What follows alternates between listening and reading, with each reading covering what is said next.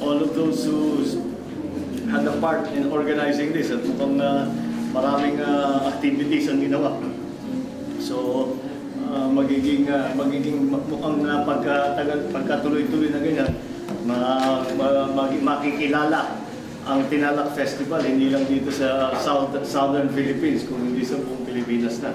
So, congratulations on that. Okay, first question. Oh, Mike. Ako po si Mr. Senator. Sir, i-update na namin kumusta na po yung substitute bill po natin na inaamin po sa Senado. Ganun pa rin, sinusulat pa rin. At hindi naman simple lang na bill ito. There are 115 provisions.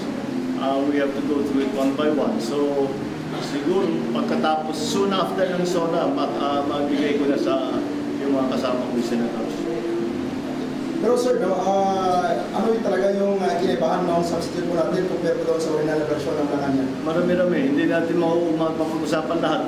Pero basically, ang inaayos namin ay yung sa constitutional, yung mga question na kine-question na constitutionality, at saka yung mga ibang economic provisions, pati na yung mga administrative problems na nakikita natin.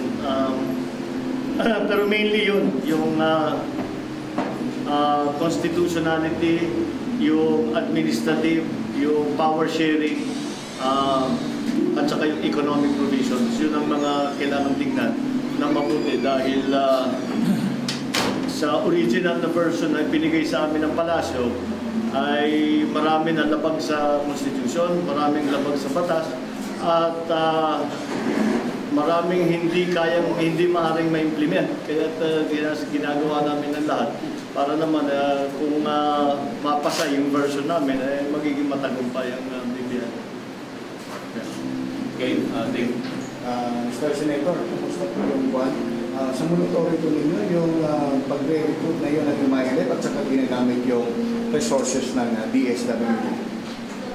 Well, meron kasing mga report na yung pang-recruit ng MILF ng mga bagong fighters ay yung binibigyan ng pera at saka pati bigas na meron pang tatak na DSWD. Kaya yung mga binibigay ng DSWD ay ginagamit pala sa pang-recruit. So yun ang mga nagiging report na nakikita namin. Kaya rini-report ko naman ito sa DSWD para alam nila yung mga nangyayari at tignan natin ano yung kakayanin ng magawa. Sabihin natin.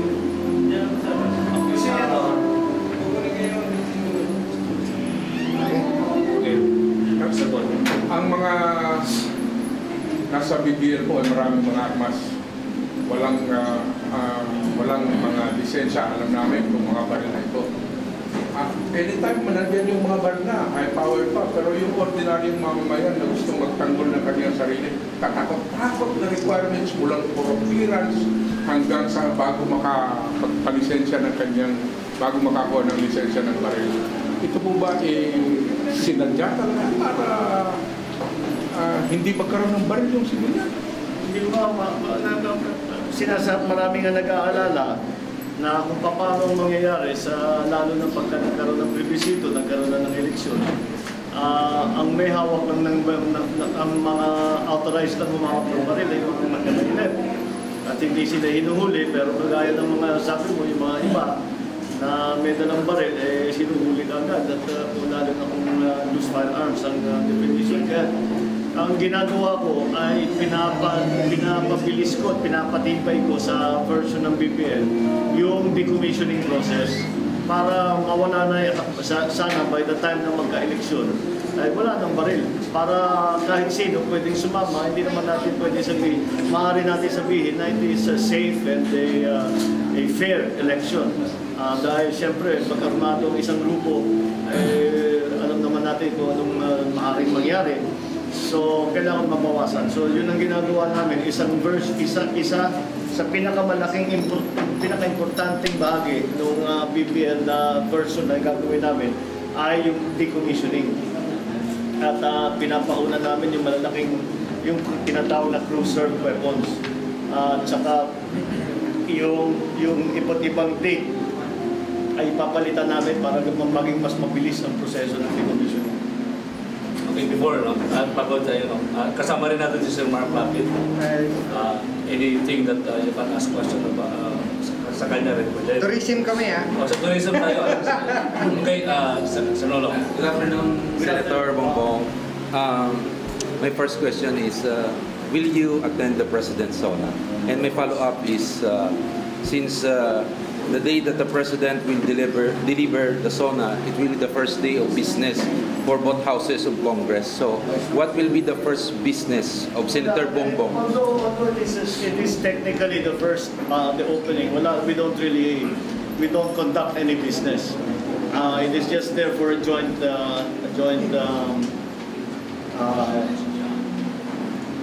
session of Congress for the State of the Nation. But we do not really take up any matters on that day. The next day, simula na balik na naman kami sa session, sa dating trabaho. Yun,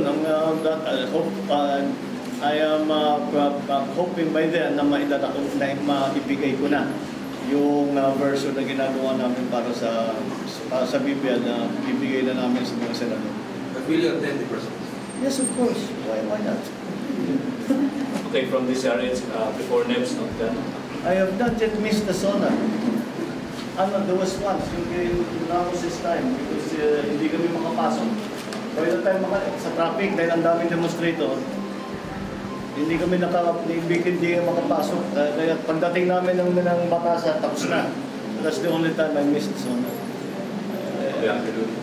Senator, I'm Eugene Kaputak, CRH, Mindanao Correspondent. Nung duman ako ng Camp Tarapanan, I saw the Targo Lane, tatlong senators, isa ka doon, na tinagurian anti-BBL. What your reaction on this? I don't understand how they came to that conclusion. If I was really anti-BBL, I would not touch the original version. You know why? Siguradong talo sa Supreme Court yun. Inaayos nga namin para hindi patalo sa Supreme Court. Nagtataka nga ako bakit pinipili nila no changes. Kung no changes yan, hindi walang mangyayari na sa BBL na yan. So, I guess that everyone is entitled to their opinion, but I cannot see how they can come to that conclusion. Ang ginagawa ko lang, pinakumpleto ko lang ang lahat ng proseso. Dahil meron kaming nakita pagkukulang doon sa proseso na ginawa ng OPAP at saka ng negotiating panel ng Republic of the Philippines. So, kagaya ng hindi nakapag-konsulta sa mga ibang stakeholders, kaya natagalan. Kasi kung ginawa ng OPAP ito before, hindi na namin kailangan gawin. Pero since hindi nila nagawa, kami na nakipag-konsulta. That's why your governor came to the Senate dahil yung LGUs ay inimbita ko lahat para makapagsalita. Yung mga sultanates, pinapunta ko rin ng Senado para makapagsalita. Yung MNLF, nag-hearing din kami. Yung business community, nag-hearing din kami para sa mga economic provisions. Ito lahat, sinasabi ko nga, kung ginawa sana ito sa umpisa, ay hindi na namin kailangan gawin. So, siguro because of that, I'm trying to be thorough. Sinasabi, dinay-delay ko. I cannot, lahat na nga nang nagsasabi na nag-delay ako, ipinakita ko yung schedule, ano ang gusto ninyong cancelin natin dyan sa schedule, ano yung sa palagay ninyo hindi importante, wala naman sila maipakita. So, ang problema is that gusto nila madaliin. Nagtataka ako, bakit mo kami minamadali? Importante ito masyado. So, every time ang kahiring kami noon, basta't nandyan yung OPAP, tinatanong ko, bakit kayo nagmamadali? Ang pinakamalaking delay sa inyo nang galing yung 6 months na pag-delay doon sa pagbigay ng BBL. Sumunod doon, mamasak ano. Kaya mga 2 months yun ang pag-imbestiga. Kung hindi nangyari lahat yun, di siguro tapos na itong gaynaw. Pero gano'n ang naging timetable. Kaya sana huwag naman nilang isipin na ako'y nagdi-delay. Dahil that's just mistaken. We are just doing our jobs and we are trying to be thorough. So may tendency, Senator, na abot pa yun sa next administration? Malamang. Okay, answer next. Pati po tayo, Mr. Senator, version doon sa decommissioning. Sinabi ng MILF, unless maayos yung BBL, yung sa kanilang version na ituloy yung decommissioning. Ang sa atin, ang sakwa naman, 30% ang of the MILF will be i-decommission bago magpirmahan. Anong tingin nyo rin? Well, alam mo, dapat dyan na i-compromise, mag-compromise ka. If they want to be part, hindi yung naglalagay ng mga conditions. Dapat sinasabi, kailangan BPL in this shape, in this form. Hindi mo pwedeng i-blackmail ang Kongreso. Gagawin namin ang trabaho namin sa alam namin na tama. Kaya hindi ako, basta ako namin kung sinasabi, hindi ako natatakot gumawa ng tama. Kahit anong pasabihin nila, kung alam kong tama yung aking ginagawa, yun gagawin ko. So that's what we are trying to do right now. So lahat itong mga conditional na decommissioning, gagawin na namin, hindi na conditional. Gagawin namin, ilalagay ko na sa batas para maliwanag na kung ano ang schedule ng decommissioning, kung paano gagawin. At kasi yung sa comprehensive agreement na decommissioning, walang nasunod. Ang binigay nila sa doon 2 weeks ago, yung decommissioning decommission nila na baril, 75 pieces. Karamihan, more than mga kalahati pantik. Yung iba hindi pumuputok. So, hindi naman tama yun na sasabihin, yan ang umpisa ng decommissioning. Decommissioning yung pagbigay, yung cruiser weapons ang pinaka-importante. Yung cruiser weapons. Yung binigay ng cruiser weapons, mga tubo lang, walang sight, walang ano. So, kulang ang gestures of good faith ng MILF. Parang pigil na sila na talagang ayaw nilang makipag-cooperate sa gobyerno. Kaya the decommissioning, we will try to make it a more stringent system and timetable para sa decommissioning. Sa question na filing of candidacies fast approaching, plan for 2016, and how do you react on Duterte Bongbong Marcos tandem of 2016? I don't know. It's not up to me to react. It's what people will say. Of course, napapag-usapan niya. The mayor and I talk often. Hindi naman often, pero nag-uusap naman kami. Wala naman kami pinag-uusapan. Lahat naman niya galing sa inyo. Galing sa media. So, wala kami. Nanonood lang kami at we're watching the developments come in the political arena. Tignan natin how things develop in the next few weeks.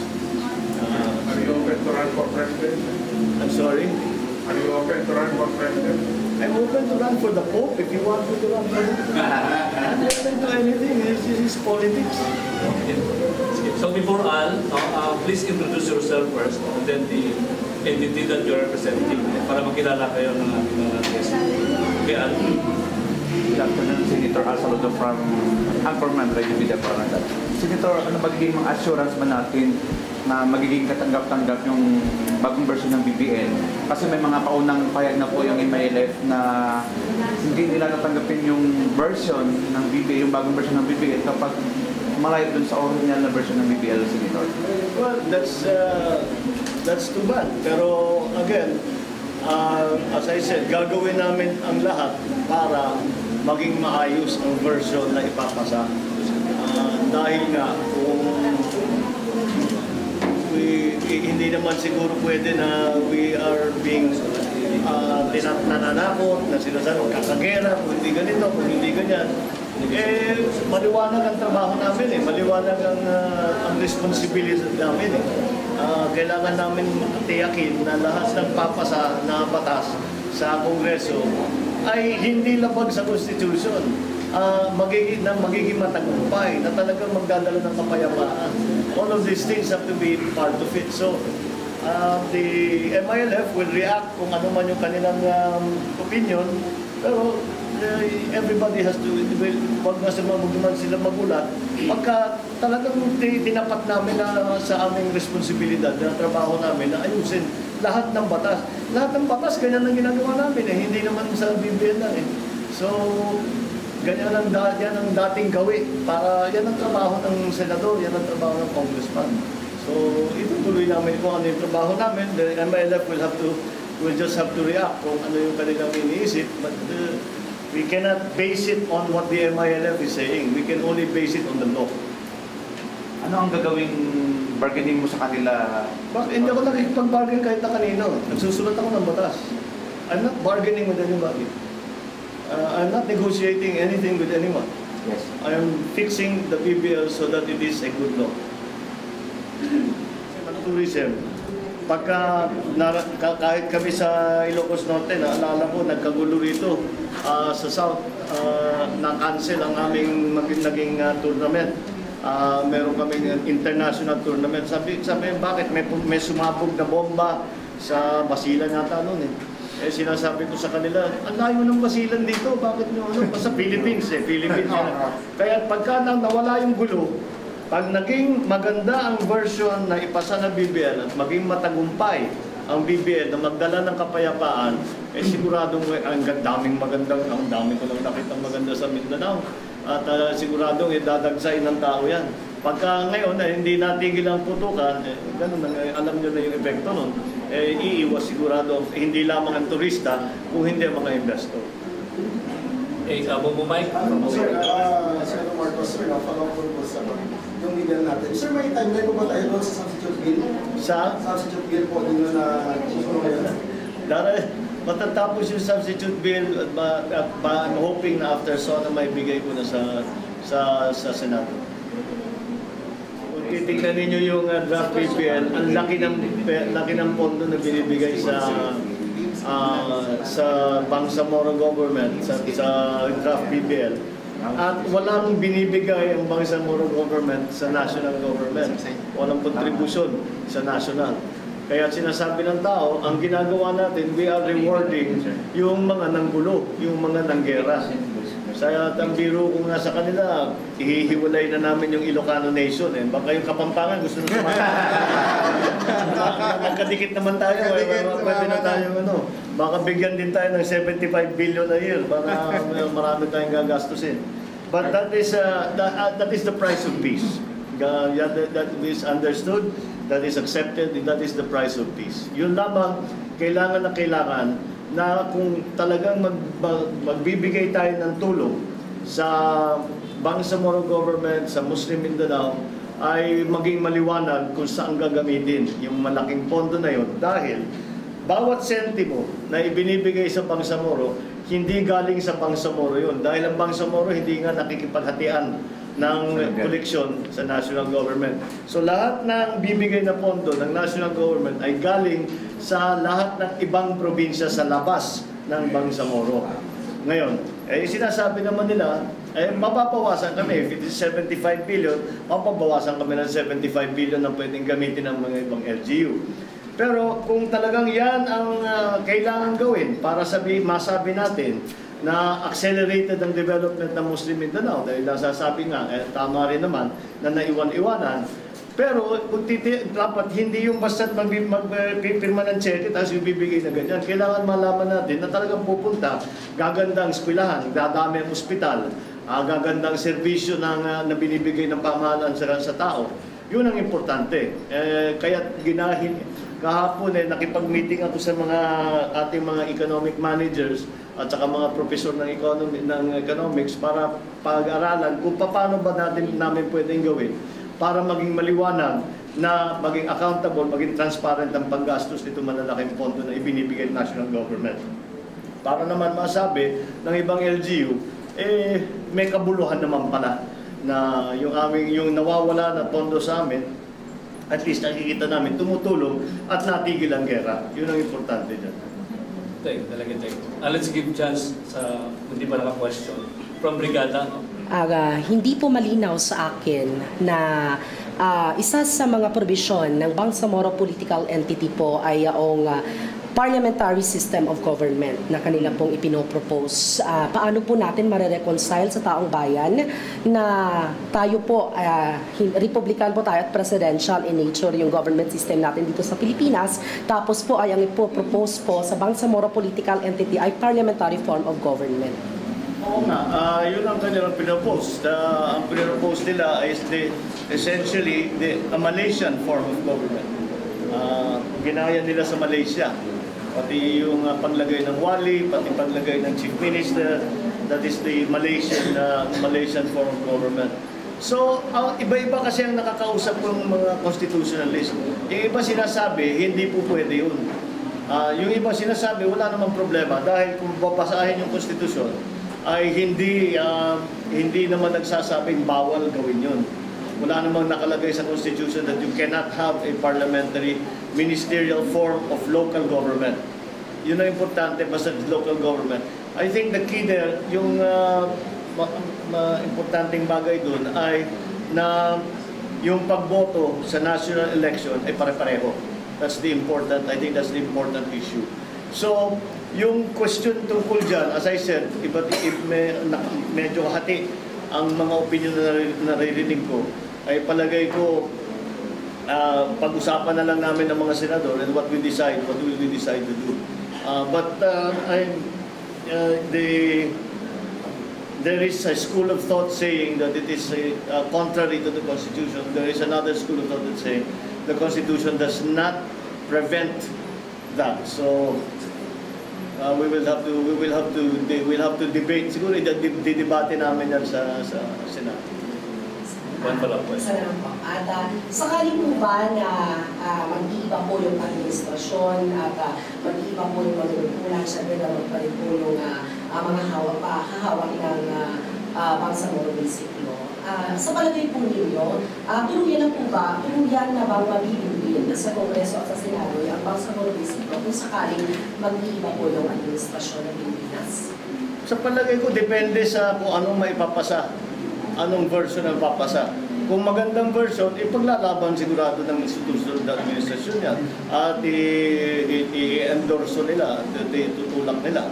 Pero kung sa palagay ng bagong administrasyon hindi magandang napasa, babalikan siguro yung back to the drawing board muna tayo at pag-usapan ulit kung ano mga dapat palitan o dapat baguhin. So it really, I cannot speak for the next administration, but I presume natitignan talaga nila kung ito'y maganda ba, magiging matagumpay ba ito o hindi. Kung maging successful, ituloy natin. Dahil kailangan natin ituloy ang proseso ng kapayapaan.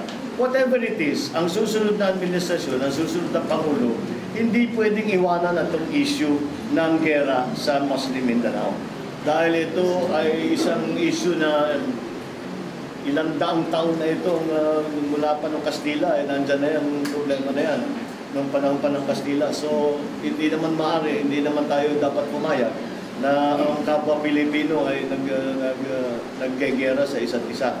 So, kailangan talaga kahit ano pang mangyari sa BBL, kahit kung pumasa man, kung hindi pumasa, ang proseso ng kapayapaan ang dapat natin ipagpatuloy kahit ano pa ang mangyari. At hindi natin pwede itigil yan. At hindi natin dapat isipin na ito ay issue sa Muslim Mindanao lamang. Ito ay issue sa buong bansa. Inaantay na lang nila yung ano yung bibigay ko sa kanila ng version. Nakakapag-usap kami tungkol sa mga specifics. Sinasabi ng iba, ito, ayaw ko ito, gusto kong palitan ito, may tanong ako sa inyo. Pero hindi pa natin alam kung ano ang magiging boto nila dahil wala pa akong binibigay sa kanilang substitute bill. At wala pa akong binibigay dahil sinusulat ko pa lang. Dahil yung last hearing namin was second to the last day of session. So bago kami nag-adjourn, kakatapos lang nung hearing process kaya hindi namin nasimulaan yung pagsulat ng substitute bill hanggang nag-recess na. So, aantayin natin ang reaction nila pag nakapagbigay na ako sa kanila ng substitute bill. Pero ano ka totoo, Senator, na yung umuugong na balita na parang may mangyayari palasahan po sa Senado natin para may pasalang po yung version ng Malacanang? Ay, palagay ko hindi naman sa Senado gagawin yun. Dahil unang-una, malaki ang reklamo ng taong bayan yung nangyari sa House of Representatives. Kung hindi natin malaman kung ano nangyari, kung ano napag-usapan, pero parang bumaliktad lahat bigla at hindi na napag-usapan, hindi na na-debate sa committee yung tinatawag natin na palace version or LP version na ipinilit na lang, sinabi na lang, eto, take it or leave it. Ang basic, eto na yung version namin, either yes or no. Wala nang ano. Tapos siyempre, kung ano pang pinag-usapan, hindi natin alam, pero naimadali. Sa Senado palagay ko hindi gagawin yun. Pero ang lagi kong sinasabi, basta asahan ninyo, hindi ako papayag na mamadaliin ang BBM sa committee ko. Hindi ako papayag yung mga i-railroad sa committee ko. Pag may naramdaman ako na ganyan, na may gagawin na hindi ko i-railroad na gano'n, ititigil ko ang proseso at pag-uusapan ulit namin kung anong nangyayari dahil hindi maaaring gano'n ang gawin sa Senado. From Bongo Radio. Naimbag naman po sa... Ay, naimbag naman.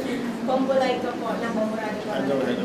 Senator, since may ihahanda na po kayo ngayong substitute bill, what if hindi po katanggap-tanggap ng pangunahan ng MIF, ano po yung next na mangyayari? Kung hindi na bala yung ginagawa namin na version. Pagka may pinasang na BBM sa Kongreso, pinirmahan ng Pangulo at hindi tinanggap ng MILF, balik tayo sa negosasyon. Okay. Siguro, sitignan na muna. Senador, BBM na naman ulit. Sa palagay kaya dito, hindi sinasabotahin ni Pangulong Aquino ito. Kasi a while ago, sinabi mo na pag isusulong yung bersyon ng Malacanang at saka yung bersyon ng MILF, hindi makakalusot sa Korte Suprema ito.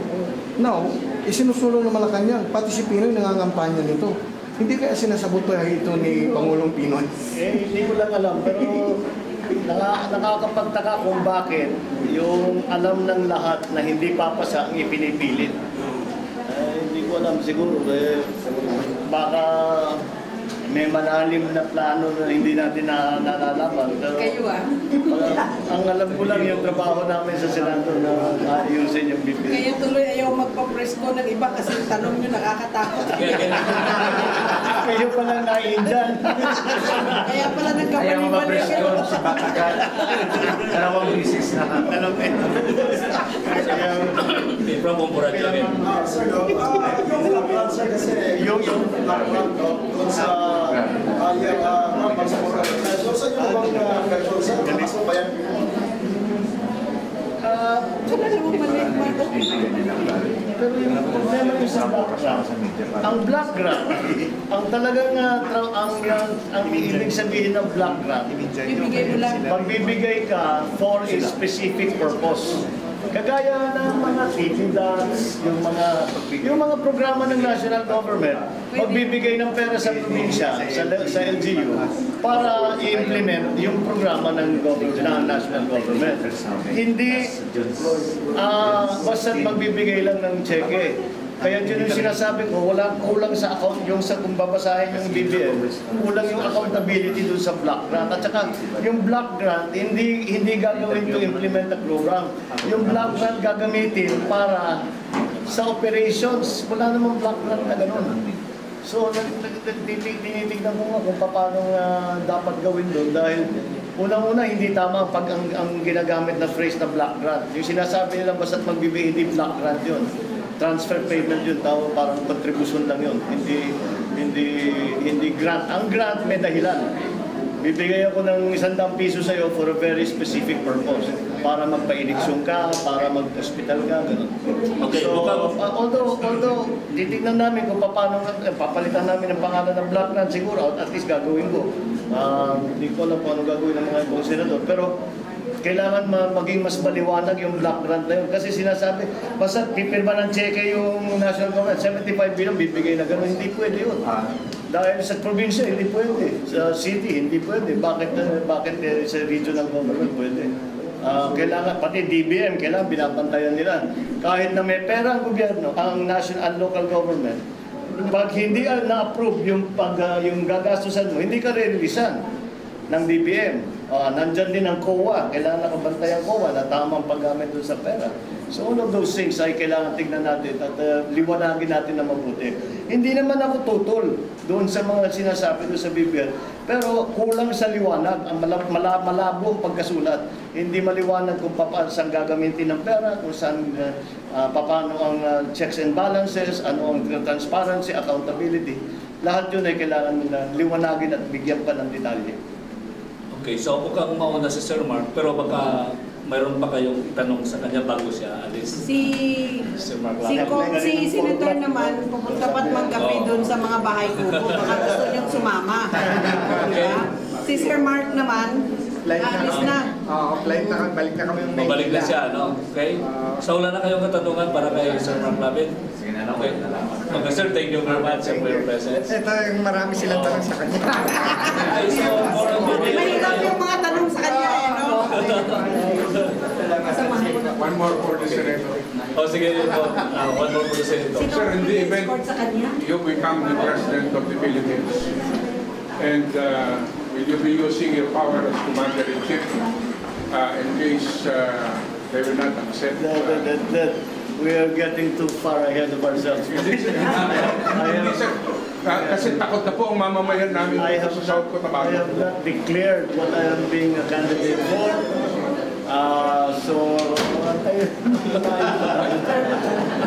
In the event lang naman na kayo. Yun yung talaga tigilan, ha? Dito tayo sa Para ituloy na natin ba? Ituloy na natin yung pagiging presidente ba? Thank you. Sa bilateral na nag-propose ng bilateral. Sayang yun. Dapat tingnan natin yun. Sana ginamit natin yung pagkakataon na makipag-usap na sa mga Chinese para maging maayos. At least masimulan yung proseso na pag-ayos nitong problema na ito. Kasi hindi tayo nakikipag-usap, hindi man masisimulan ang paghahanap ng solusyon sa problema na hinaharap ng dalawang bansa, ng China at sa Philippines. Okay, so wala na. Okay, so no more questions.